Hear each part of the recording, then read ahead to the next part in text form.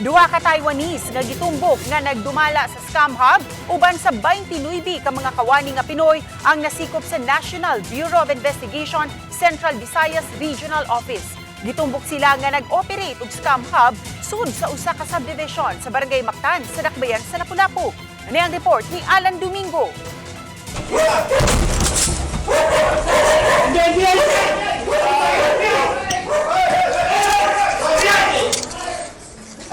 Kini ang actual operation sa mga personnel sa NBI-CEVRO sa usa ka scam hub nga nimutang sa sulod sa subdivision sa Barangay Mactan.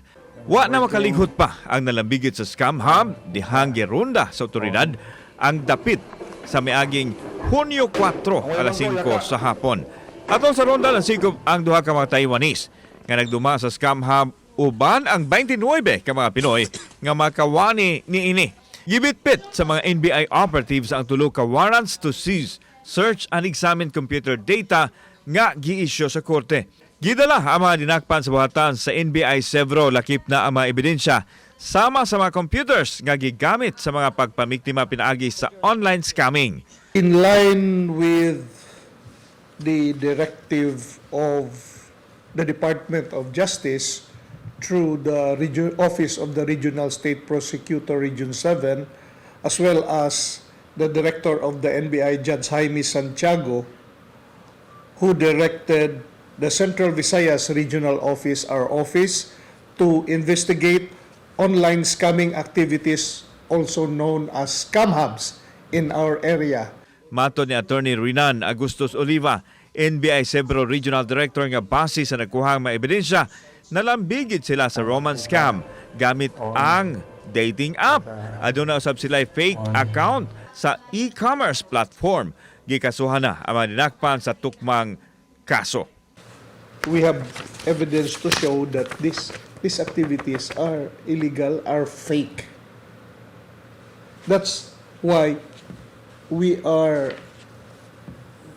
charging in with computer-related fraud. Walay padaplin sa National Bureau of Investigation ang posibilidad nga kini mga modus online nga nahitabo karon diri sa atong lokalidad adunay kalambigitan tanan. Muusa ka tuig na nga nag-operate ang grupo pinaagi silang modus ug tungod sa gipaghugtan nga kampanya sa kagamhanan batok sa pagpangidlad pinaagi sa scam na dumduman ang ilahang nahimutangan. Wa na muluwat og pamahayag ang mga Taiwanese ug ang mga Pinoy nga gitanggong karon sa detention facility sa NBI-CEVRO. Nakiglambigid na usab ang NBI sa Bureau of Immigration aron masayran kung wa by derogatory record ang mga Taiwanese.